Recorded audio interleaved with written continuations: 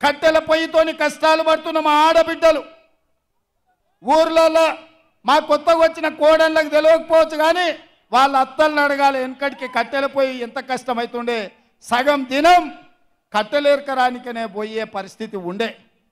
పిల్లల్ని చిన్నోళ్ళని ఇంట్లిడిచిపెట్టి పొయ్యిల కట్టెల కోసం పొలాల పొట్టు తిరుగుతుంటే ఆ దుఃఖం చూసి ఆడబిడ్డలను ఆదుకోవాలని ఆనాడు సోనియమ్మ దీపం పథకం ద్వారా గ్యాస్ పొయ్యి సిలిండర్ ఇచ్చి 400 రూపాయలకే సిలిండర్ అందుబాటులోకి తెస్తే కట్టెల పొయ్యితో కన్నీళ్లు గారుస్తున్న ఆడబిడ్డల్ని అక్కున పెట్టి చూసుకున్నది సోనియమ్మ.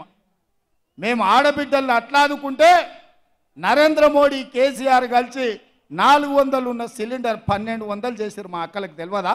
ఇక్కడ మా అక్కలంతా వచ్చారు కదా, అందుకే వాళ్ళ కష్టాలు చూసి 1200 కాదు ఆడబిడ్డల సొమ్ము దోసుకున్నాడు బాగుపడాడు.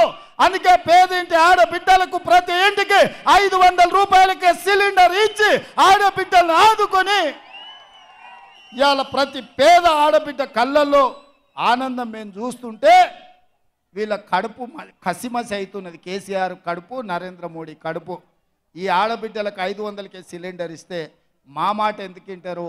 ఆ సిలిండర్ గుంజుకోవాలంటే కాంగ్రెస్ను ఓడగొట్టాలని ఇలా కుట్ర జరుగుతుంది మిత్రులారా.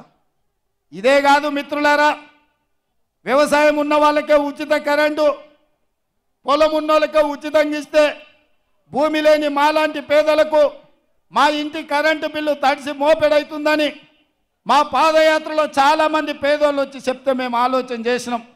పార్టీ అనుమతి తీసుకున్నాం. రాహుల్ గాంధీ, సోనియా గాంధీ గారితో మాట్లాడినాం. అందుకే ప్రతి పేదవాడి ఇంటికి 200 యూనిట్లు ఉచితంగా కరెంటు ఇచ్చి 0 బిల్లు ఇవాళ పేదవాడి ఇంటికి తీసుకొచ్చి బిల్లు కట్టాల్సిన పని లేదు, 0 బిల్లు అని చెప్పి ఇవాళ పేదవాళ్ళని ఆదుకున్నాం. ఇవాళ పేదవాళ్ళ ఇంటికి కరెంటు వెలుగుతుంటే పేదవాడి కళ్ళల్లో ఆనందం చూసి ఓర్వలేని కేసీఆర్, నరేంద్ర మోడీ కుట్ర చేసి కాంగ్రెస్ను ఓడగొట్టాలి, కాంగ్రెస్ను ఓడగొడితే ఉచిత కరెంటు ఇంటికిచ్చేది రద్దవుతుందని పన్నాగం చేస్తారు. ఇదే కాదు, ఆనాడు డాక్టర్ వైఎస్ రాజశేఖర రెడ్డి గారు ముఖ్యమంత్రి ఉన్నప్పుడు తండాలలో, గూడాలలో, మారుమూల పల్లెల్లో ప్రతి పేదవాడు సొంత ఇంటి కళ నెరవేరాలని 25 లక్షల ఇందిరమ్మ ఇండ్లు ఇచ్చి పేదవాళ్లను సొంత ఇంటి వాడిని చేసిన చరిత్ర కాంగ్రెస్ పార్టీది. ఆనాడు మంత్రిగా దామోదర రాజనరసింహ గారు, కొండ సురేఖ గారు పేదవాళ్లకు లక్షలాది ఇండ్లు ఇప్పించిన చరిత్ర. కానీ కేసీఆర్ ఏమన్నాడా? కాంగ్రెస్ వాళ్ళు ఇచ్చిన 70 ఇండ్లు వద్దు, డబల్ బెడ్రూమ్ ఇండ్లు ముద్దన్నాడు. నేను అడుగుతున్న సోయిలేని సన్నాసిని దద్దమ్మను ఈ మెదక్ జిల్లాలో ఎన్ని డబల్ బెడ్రూమ్ ఇండ్లు ఇచ్చినవని. అయితే గీతే మీ ఎర్రవల్లిలో కమిషన్లు ఇచ్చిన వాళ్ళకి ఇచ్చినావు. నిన్నగాక మన ఎర్రవల్లి ఫామ్ హౌస్ ముందల నీ ఈపులు పక్కున వలుగుతాయి బిడ్డ, మాకు ఇండ్లు ఇస్తామన్నావు ఎందుకు ఇవ్వలేదని మొన్ననే చాలా మంది పోయి ఫామ్ హౌస్ ముందల గేటు ముందల కేసీఆర్ ఈపులు విమానం మొత్తం అవుతాయని అక్కడికే పోయారు.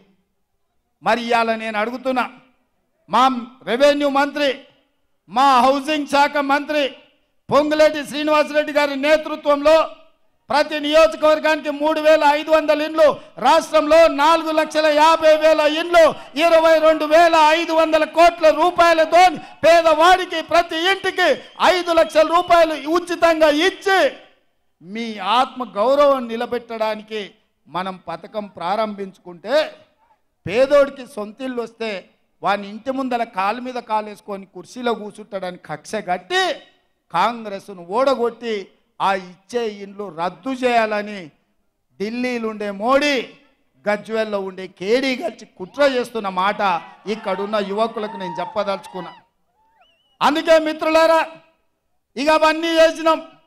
ఆర్టీసీ బస్సులో ఉచిత ప్రయాణం ఇచ్చినాం, రాజీవ్ ఆరోగ్యశ్రీ పథకాన్ని అమలు చేసినాం, గ్యాస్ సిలిండర్ 500కి ఇచ్చినాం, 200 యూనిట్లు ఉచిత కరెంట్ ఇచ్చినాం, ఇందిరమ్మ ఇండ్లు ఇచ్చినాం.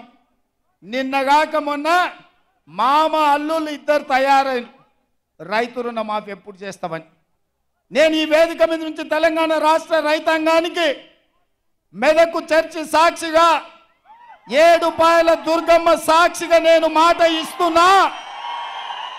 15 ఆగస్టు లోపల ప్రతి రైతుకు 2 లక్షల రూపాయల లోపల రుణమాఫీ చేసే బాధ్యత మాది మా ప్రభుత్వాన్ని, నాది మాట.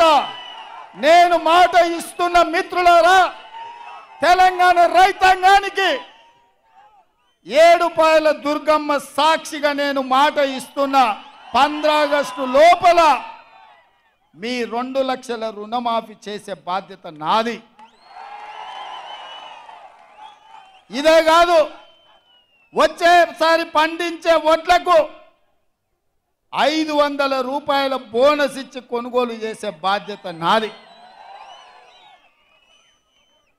100 రోజుల్లో ఇచ్చిన 6 పథకాలలో 5 పథకాలు అమలు చేసి 100వ రోజు ఎన్నికల కోడ్ వచ్చి ఎన్నికల క్షేత్రంలో మేముంటే వెనుకంగా కాళ్ళ కట్టబెట్టాలని కేసీఆర్ ఆయన అల్లుడు బయలుదేరారు. నేను ఆయన చెప్పిన, దూలం లెక్క పెరిగితే సరిపోదు, దూడకున్న బుద్ధి అన్న ఉండాలి హరీష్ రావు నీకు.